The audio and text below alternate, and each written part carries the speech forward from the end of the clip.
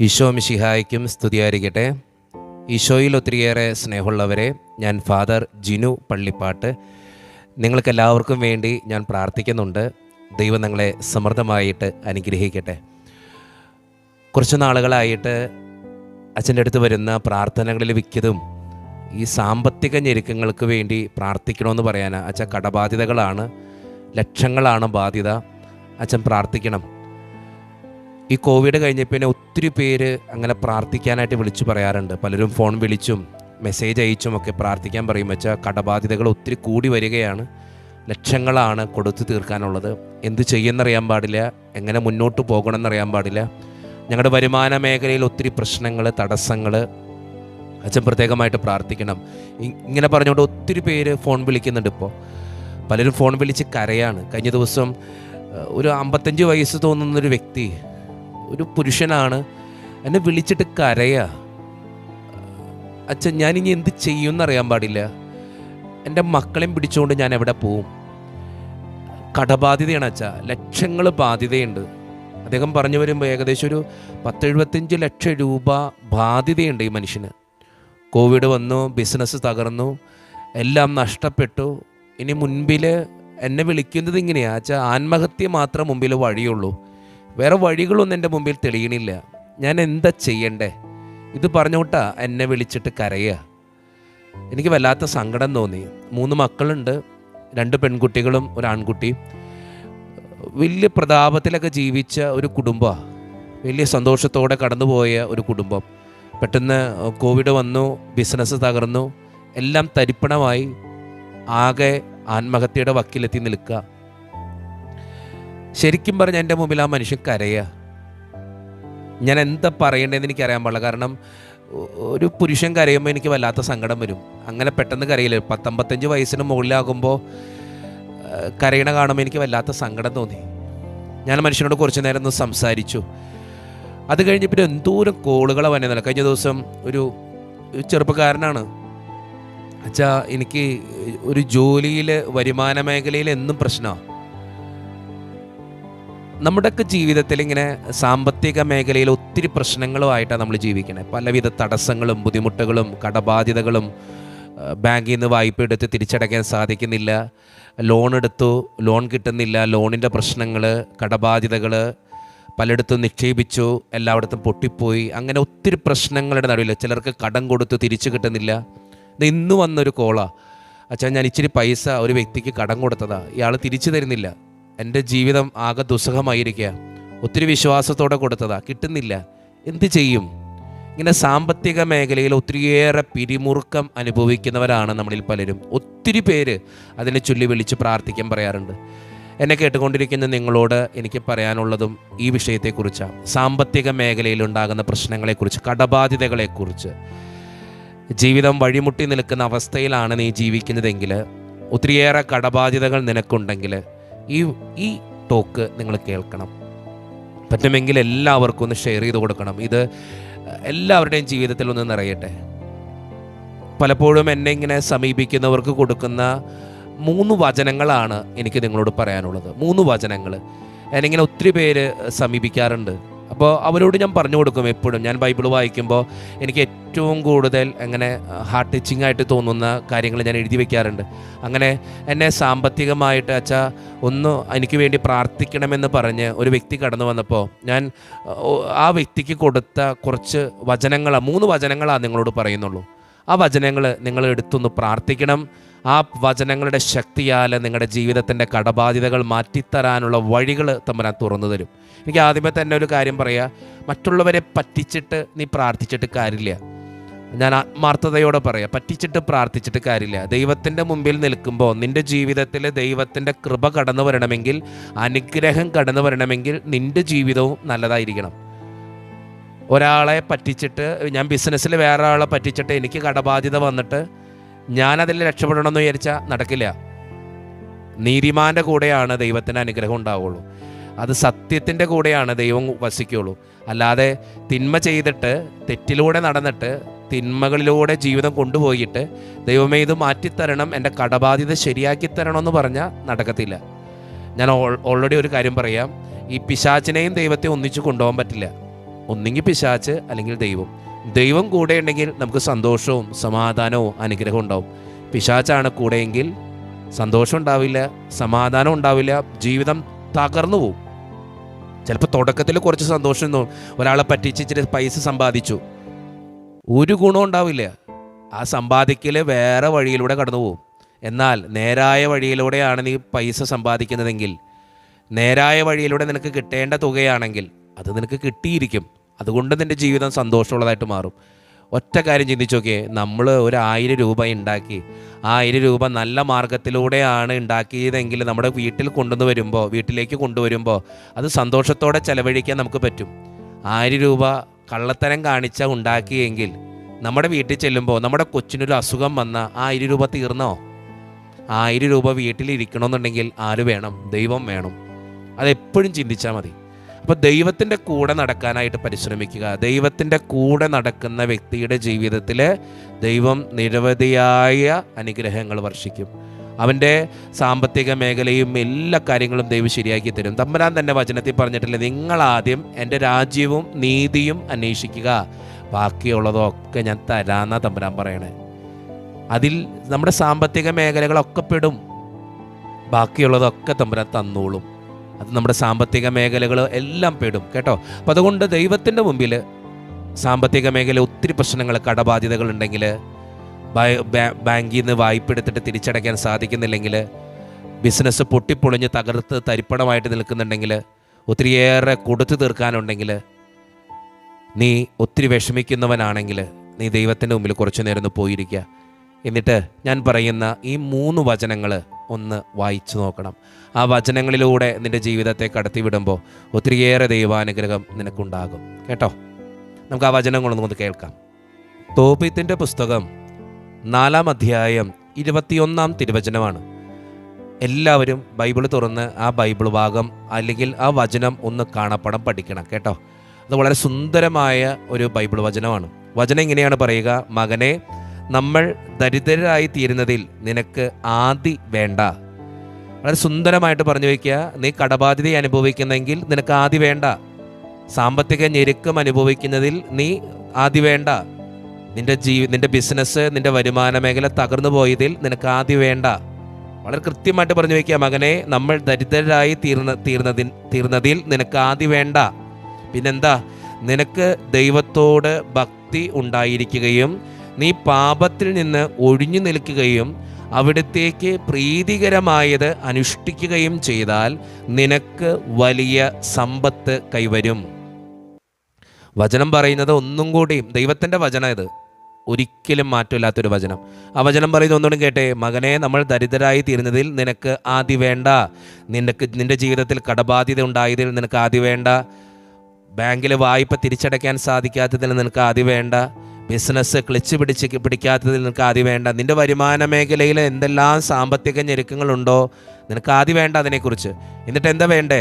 കൃത്യമായിട്ട് പറഞ്ഞു വയ്ക്കുക, നിനക്ക് ദൈവത്തോട് ഭക്തി ഉണ്ടായിരിക്കുകയും നീ പാപത്തിൽ നിന്ന് ഒഴിഞ്ഞു നിൽക്കുകയും അവിടത്തേക്ക് പ്രീതികരമായത് അനുഷ്ഠിക്കുകയും ചെയ്താൽ. 3 കാര്യങ്ങൾ അതിൽ പറഞ്ഞു വയ്ക്കുന്നുണ്ട് ആ വചനത്തിൽ. എന്തൊക്കെയാണ് പറഞ്ഞു വയ്ക്കുന്നത്? നിനക്ക് ദൈവത്തോട് ഭക്തി ഉണ്ടായിരിക്കണം. 2ാമത്തെ കാര്യം, നീ പാപത്തിൽ നിന്ന് ഒഴിഞ്ഞു നിൽക്കണം. 3ാമത്തെ കാര്യം എന്താ? അവിടത്തേക്ക് പ്രീതികരമായിട്ടുള്ളത് അനുഷ്ഠിക്കണം. എന്നാൽ നിന്റെ ജീവിതത്തിൽ വലിയ സമ്പത്തുണ്ടാകും. ഈ ബൈബിൾ ഭാഗം നമ്മുടെ ജീവിതത്തോട് ചേർത്ത് വെക്കേണ്ട ഒരു ബൈബിൾ ഭാഗമാണ്.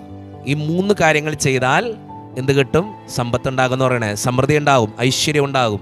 നമ്മുടെയൊക്കെ ജീവിതത്തിൽ എപ്പോഴും ചിന്തിക്കേണ്ട കാര്യത, ജീവിതത്തിൻ്റെ യാഥാർത്ഥ്യങ്ങളിലൂടെ കടന്നു പോകുമ്പോൾ ഞാൻ പാപത്തിൽ നിന്നകന്ന് ദൈവത്തിന് പ്രീതികരമായത് ജീവിച്ച് ദൈവത്തോട് പ്രാർത്ഥിച്ച് ദൈവത്തിന് മുമ്പിൽ ഭക്തിയോടെ ജീവിക്കുന്നവനാണെങ്കിൽ എൻ്റെ ജീവിതത്തിന് അനുഗ്രഹം ഉണ്ടാകും. അത് എത്ര വലിയ കടബാധ്യതയാണെങ്കിലും തമ്പുരാൻ അതിനുള്ള വഴികൾ തുറന്നു തരും, ഉറപ്പ്. എത്രയോ ജീവിതങ്ങളെ ഞാൻ കണ്ടിരിക്കുന്നു, എത്രയോ ജീവിതങ്ങളെ കടബാധ്യത മൂലം മുങ്ങി ഒത്തിരി വിഷമത്തിലേക്ക് ആത്മഹത്യയുടെ വക്കിലെത്തി നിന്ന ഒരു കുടുംബം ഞാൻ വർഷങ്ങൾക്ക് മുമ്പ് ഓർക്കുക. ഇന്ന് സന്തോഷത്തോടു കൂടെ ജീവിക്കുക. കരഞ്ഞിട്ട് എൻ്റെ മുമ്പിൽ ഇങ്ങനെ വാതിൽക്ക് മുട്ടി തുറന്ന് കരഞ്ഞ് നിലവിളിച്ച് എൻ്റെ മുറിയിൽ നിന്ന് ഇറങ്ങിപ്പോയൊരു കുടുംബം. ഞാൻ പറഞ്ഞു, ഞാൻ പ്രാർത്ഥിക്കാൻ, എനിക്ക് വേറെ വഴികളൊന്നും ഉണ്ടായിരുന്നില്ല. ഞാൻ അവരോട് പറഞ്ഞ 3 കാര്യങ്ങൾ. അന്ന് ആ കുടുംബത്തിന് ഞാൻ കൊടുത്ത ബൈബിൾ ഭാഗം ഇത്. തോബീത്തിൻ്റെ പുസ്തകം 4-ാം അധ്യായം 21-ാം തിരുവചനം. ദൈവത്തിന് ഇഷ്ടപ്പെട്ടാണോ നീ ജീവിക്കുന്നത്? എന്ത് വലിയ പ്രശ്നം ഉണ്ടെങ്കിലും ദൈവം നോക്കും. ആ കുടുംബം ഇന്ന് ഒത്തിരി സന്തോഷത്തോടു കൂടെ ജീവിക്കുക. വർഷങ്ങൾക്ക് മുമ്പ് ഒരു കടബാധ്യത വന്ന് ഒരാളെ സഹായിച്ചതാ, ഒരു കൂട്ടുകാരനെ സഹായിച്ചത്. ഈ കൂട്ടുകാരൻ 10 വയസ്സ് തിരിച്ചു, രേഖകളൊന്നും ഇല്ലാത്തതുകൊണ്ട് 10 വയസ്സ് തിരിച്ചു കൊടുക്കാതെ പറ്റിച്ചു, അങ്ങോട്ട് പറ്റിച്ചു കളഞ്ഞു. എല്ലാം തകർന്ന് തരിപ്പണമായിട്ട് നിൽക്കുന്നൊരു സാഹചര്യത്തിൽ എന്നെ കാണാൻ തന്നെ, അച്ഛാ ഞാൻ എന്ത് ചെയ്യും? അവനെ കൊല്ലാനുള്ള ധൈര്യം പോലും എനിക്കില്ല. കാരണം അവൻ എൻ്റെ കൂട്ടുകാരനല്ലേ, അവനെന്നെ പറ്റിച്ചു എന്ന് പറഞ്ഞിട്ട് ഇറങ്ങി എൻ്റെ മുമ്പിലേക്ക് വരിക. ഒരു ഭാര്യയും ഭർത്താവും 2 മക്കളും. ഞാൻ സങ്കടത്തോടു കൂടെ ഓർത്തിരുന്ന് കേട്ടു. അത് കുറേ നേരം ഇരുന്ന് കേട്ടിട്ട് ഞാൻ പറഞ്ഞൊരു കാര്യം, ഞാൻ പ്രാർത്ഥിക്കാം, അല്ലാതെ എന്ത് പറയും? അവസാനം ആ വ്യക്തിക്ക്, ആ കുടുംബത്തിന് കൊടുത്ത വചനം ഇതാ. തോബീത്തിൻ്റെ പുസ്തകം 4-ാം അധ്യായം 21-ാം തിരുവചനം. മകനെ, നമ്മൾ ദരിദ്രരായിത്തീരുന്നതിൽ നിനക്ക് ആദ്യം വേണ്ട, ടെൻഷൻ അടിക്കണ്ട. നീ ഒറ്റ കാര്യം ചെയ്താൽ മതി. എന്തൊക്കെ കാര്യം ചെയ്യണേ? നിനക്ക് ദൈവത്തോട് ഭക്തി ഉണ്ടായിരിക്കുകയും നീ പാപത്തിൽ നിന്ന് ഒഴിഞ്ഞു നിൽക്കുകയും അവിടത്തേക്ക് പ്രീതികരമായത് അനുഷ്ഠിക്കുകയും ചെയ്താൽ നിനക്ക് വലിയ സമ്പത്ത് കൈവരും. നിൻ്റെ ജീവിതത്തിന് സമ്പത്ത് വേണോ? ദൈവത്തോട് കൂടെ ഇരിക്കണം. നിൻ്റെ വരുമാന മേഖലയിൽ അഭിവൃദ്ധി വേണോ? നീ ദൈവത്തിൻ്റെ കൂടെ ഇരിക്കണം. ചിലരെങ്ങനെയാണ് ബിസിനസ് കൂടുമ്പോൾ ദൈവത്തെ മറക്കും, പിന്നെ എങ്ങനെയാണ് ബിസിനസ് പൊട്ടിപ്പൊളിയും. എനിക്കറിയാം പല കുടുംബങ്ങളും, വലിയ പ്രതാപത്തിൽ നിന്ന കുടുംബങ്ങൾ ബിസിനസ് കൂടിയപ്പോൾ പ്രാർത്ഥന മുടക്കി, വിശുദ്ധ കുർബാനയിൽ മുടക്കം വരുത്തി. എന്താ പറ്റിയേ?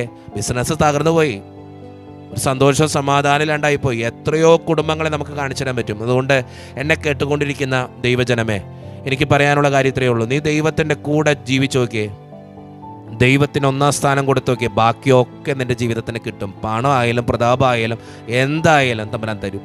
പക്ഷെ ദൈവത്തിന് 1-ാം സ്ഥാനം കൊടുക്കണം. ദൈവത്തിന് ഇഷ്ടപ്പെട്ട വിധം നീ ജീവിക്കണം, പാപത്തിൽ നിന്ന് അകന്ന് ജീവിക്കണം. അപ്പോൾ നിൻ്റെ ജീവിതത്തിന് അനുഗ്രഹം ഉണ്ടാവും. അപ്പോൾ മനസ്സിൽ ഓർത്തു വെക്കേണ്ട 1-ാമത്തെ വചനം, തോബീത്തിൻ്റെ പുസ്തകം 4-ാം അധ്യായം 21-ാം തിരുവചനം. മകനെ, നീ ദരിദ്രരായിത്തീരുന്നതിൽ ആദ്യം വേണ്ട.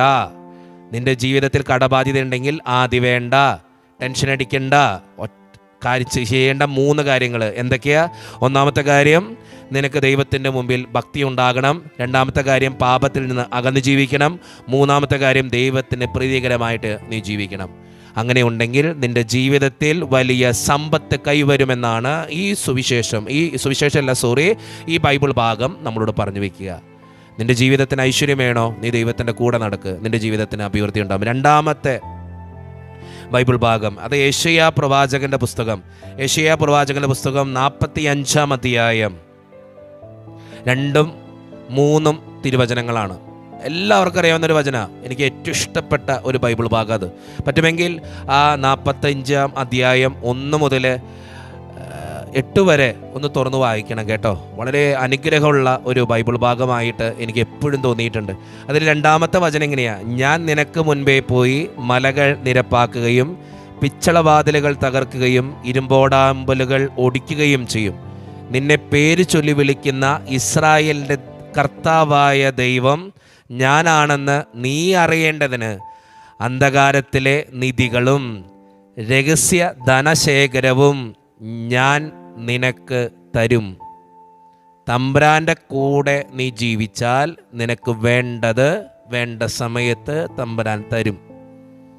കാരണം നമ്മുടെ ദൈവം സർവശക്തനായ ദൈവം. ആ 2-ാമത്തെ വചനം തൊട്ടാ വചനം പറഞ്ഞു വയ്ക്കുന്നത് ഇങ്ങനെയാ. 2-ാമത്തെ വചനം, ഞാൻ നിനക്ക് മുൻപേ പോയി മലകൾ നിരപ്പാക്കുകയും പിച്ചളവാതിലുകൾ തകർക്കുകയും ഇരുമ്പോടാമ്പലുകൾ ഒടിക്കുകയും ചെയ്യും. എല്ലാ തടസ്സങ്ങളും തമ്പുരാൻ മാറ്റും. നിൻ്റെ വരുമാന മേഖലയിൽ എല്ലാ തടസ്സങ്ങളും തമ്പുരാൻ മാറ്റും. നിൻ്റെ സാമ്പത്തിക മേഖലയിൽ എല്ലാ തടസ്സങ്ങളും തമ്പുരാൻ മാറ്റും. എന്നിട്ട് പറഞ്ഞു വയ്ക്കുന്ന തൊട്ടാ, നിന്നെ പേര് ചൊല്ലി വിളിക്കുന്ന ഇസ്രായേലിൻ്റെ കർത്താവായ ദൈവം ഞാനാണെന്ന് നീ അറിയേണ്ടതിന്. നീ വിശ്വസിക്കുന്ന ദൈവം ഞാനാണെന്ന് നീ അറിയേണ്ടതിന്. എന്താ പറഞ്ഞു വയ്ക്കുന്നത്? അന്ധകാരത്തിലെ നിധികളും രഹസ്യ ധനശേഖരവും ഞാൻ നിനക്ക് തരും. നിന്റെ സാമ്പത്തിക മേഖലകൾ നിനക്ക് എന്താണോ വേണ്ടത് അത് ദൈവം നിനക്ക് തരുമെന്നാണ്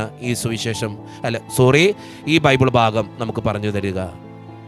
യെശയ്യാ പ്രവാചകന്റെ പുസ്തകം 45-ാം അധ്യായം 2ഉം 3ഉം തിരുവചനങ്ങൾ. ഈ വചനങ്ങളൊന്ന് വായിച്ച് ധ്യാനിക്കണം കേട്ടോ. ജീവിതത്തിലെ എത്ര വലിയ സാമ്പത്തിക പ്രശ്നത്തിലൂടെയാണ് നീ പോകുന്നതെങ്കിലും കർത്താവ് എന്നെ നോക്കുമെന്നുള്ള ഉറപ്പോടുകൂടെ അവൻ എനിക്ക് മുൻപേ പോയി മുൻപേ പോയി മലകൾ നിരപ്പാക്കുകയും പിച്ചളവാതിലുകൾ തകർക്കുകയും ഇരുമ്പോടാമ്പലുകൾ ഒടിക്കുകയും എന്തെല്ലാം തടസ്സമുണ്ടെങ്കിലും തമ്പുരാൻ മാറ്റിത്തരും. അപ്പോൾ അതുകൊണ്ട് സാമ്പത്തിക മേഖലയിൽ, വരുമാന മേഖലയിൽ എന്തെങ്കിലും പ്രശ്നത്തിലൂടെയാണ് നീ കടന്നു പോകുന്നതെങ്കിൽ തമ്പുരാൻ്റെ കൂടെ ജീവിക്കാനൊന്ന് പരിശ്രമിച്ചോക്ക്. നിൻ്റെ ജീവിതത്തിന് മാറ്റം ഉണ്ടാകും, അനുഗ്രഹം ഉണ്ടാകും. 3-ാമത്തെ വചനം, അത് ഏറ്റവും ഇഷ്ടപ്പെട്ട ഒരു ബൈബിൾ ഭാഗമാണ്, ഏറ്റവും ഇഷ്ടപ്പെട്ട ഒരു വചനമാണ്. എന്താ വചനം? ഫിലിപ്പിയർക്ക്, വിശുദ്ധ പൗലോസ് ശ്ലീഹ ഫിലിപ്പിയർക്ക് എഴുതിയ ലേഖനം 4-ാം അധ്യായം 19-ാം തിരുവചനം. എല്ലാവർക്കും അറിയാവുന്നൊരു വചനം. ഏതാ? എൻ്റെ ദൈവം തൻ്റെ മഹത്വത്തിൻ്റെ സമ്പന്നതയിൽ നിന്നും യേശു ക്രിസ്തു വഴി നിങ്ങൾക്ക് ആവശ്യമുള്ളതെല്ലാം നൽകും. എൻ്റെ ദൈവം തൻ്റെ മഹത്വത്തിൻ്റെ സമ്പന്നതയിൽ നിന്നും യേശു ക്രിസ്തു വഴി നിങ്ങൾക്ക് ആവശ്യമുള്ളതെല്ലാം നൽകും. ഈ 3 വചനങ്ങൾ ഒന്ന് മനഃപ്പാഠമാക്കാൻ പരിശ്രമിക്കുക. സാമ്പത്തിക മേഖലയിലൂടെയാണ് നീ, സാമ്പത്തികമായിട്ടുള്ള ഒത്തിരിയേറെ ഞെരുക്കത്തിലൂടെയാണ് നീ കടന്നു പോകുന്നതെങ്കിൽ നിൻ്റെ കുടുംബ പ്രാർത്ഥന വേളകളിൽ, നിൻ്റെ സ്വകാര്യമായിട്ടുള്ള പ്രാർത്ഥനാ നിമിഷങ്ങളിൽ നീ ഈ 3 വചനങ്ങൾ എടുത്തു വെച്ച് പ്രാർത്ഥിക്കണം. ഒത്തിരിയേറെ സാമ്പത്തിക തടസ്സം നിനക്കുണ്ടെങ്കിൽ, കടബാധ്യതകളുണ്ടെങ്കിൽ, ജപ്തിയുടെ വക്കിലാണ് നീ എത്തി നിൽക്കുന്നതെങ്കിൽ, വായ്പ തിരിച്ചടയ്ക്കാൻ സാധിക്കുന്നില്ലെങ്കിൽ, ജോലിയിലെ വരുമാന പ്രശ്നങ്ങൾ തടസ്സമുണ്ടെങ്കിൽ, എന്തെങ്കിലും വരുമാന മേഖലയുമായി പെട്ടോ സാമ്പത്തികമായിട്ട് ബന്ധപ്പെട്ടോ എന്തെങ്കിലും ബുദ്ധിമുട്ടുകളോ തടസ്സങ്ങളോ നിൻ്റെ ജീവിതത്തിലുണ്ടെങ്കിൽ നീ ജീവിക്കേണ്ട, ചിന്തിക്കേണ്ട, ചേർത്ത് പിടിക്കേണ്ട 3 വചനങ്ങൾ.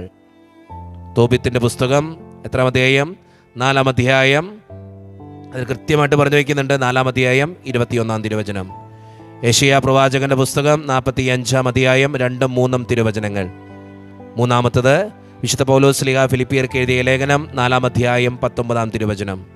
ഈ 3 വചനങ്ങൾ ധ്യാനിച്ച് നിങ്ങളൊന്ന് പ്രാർത്ഥിച്ചു നോക്ക്. ഒത്തിരി ദൈവാനുഗ്രഹം നിങ്ങളുടെ ജീവിതത്തിലുണ്ടാകും.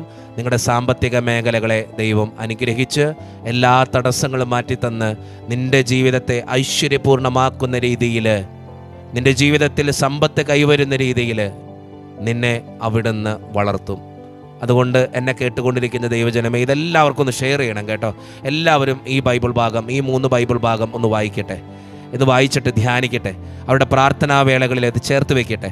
സാമ്പത്തികമായിട്ട് ഒത്തിരി പ്രതിസന്ധിയിലൂടെയാണ് കടന്നു പോകുന്നതെങ്കിൽ ഈ 3 വചനങ്ങൾ പ്രാർത്ഥിച്ച് ധ്യാനിക്കുക. നിൻ്റെ ജീവിതത്തിന് മാറ്റം ഉണ്ടാകും, അനുഗ്രഹം ഉണ്ടാകും. ഒരു കാര്യം കൂടി ഓർമ്മപ്പെടുത്ത, തോബീത്തിൻ്റെ പുസ്തകം 4-ാം അധ്യായം 21-ാം തിരുവചനത്തിൽ ആ വചനം വായിക്കുമ്പോൾ 3 കാര്യങ്ങൾ പറഞ്ഞിട്ടുണ്ട് കേട്ടോ. ആ 3 കാര്യങ്ങളൊന്ന് ചെയ്യാൻ പരിശ്രമിക്കണം. എന്നാൽ നിൻ്റെ ജീവിതത്തിൻ്റെ സാമ്പത്തിക മേഖല തമ്പുരാൻ മാറ്റിത്തന്ന് അനുഗ്രഹിക്കുള്ളൂ. എന്താണ് ആ 3 കാര്യങ്ങൾ? കൃത്യമായിട്ട് അറിയാം. 1-ാമത്തെ കാര്യം, ദൈവത്തോട് ഭക്തി ഉണ്ടായിരിക്കണം, എന്ന് വെച്ചാൽ പ്രാർത്ഥിക്കുന്ന വ്യക്തിയായിരിക്കണം നീ.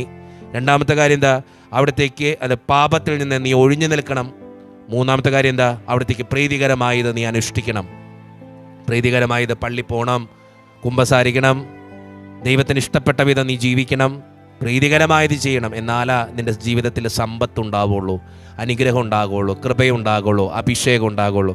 അതുകൊണ്ട് സ്നേഹം നിറഞ്ഞവരെ, ഈ 3 വചനങ്ങൾ ജീവിതത്തോട് ചേർത്ത് വെച്ച്, ഒത്തിരിയേറെ സങ്കടപ്പെടുന്നുണ്ട് നീ എന്ന് എനിക്കറിയാം. ഒത്തിരി പ്രശ്നങ്ങളിലൂടെയാണ് നീ കടന്നു പോകുന്നത് എനിക്കറിയാം.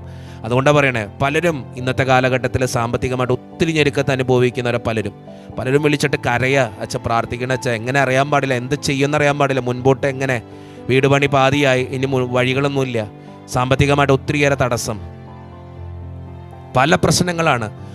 എന്നിട്ട് പലതിനും കൊച്ചിൻ്റെ പഠിത്തം എങ്ങനെ മുന്നോട്ട് പോകും അറിയാൻ പാടില്ല. സാമ്പത്തികമായിട്ട് ഒത്തിരി ഞെരുക്കമാണ്. പലതും കടബാധ്യതകൾ, ബുദ്ധിമുട്ടുകൾ, സാമ്പത്തികമായിട്ട് എന്തെല്ലാം പ്രശ്നങ്ങളുണ്ടെങ്കിലും ഈ 3 വചനങ്ങൾ നിങ്ങൾ ജീവിതത്തോട് ചേർത്ത് വെച്ച് ഒന്ന് പ്രാർത്ഥിച്ചു നോക്ക്.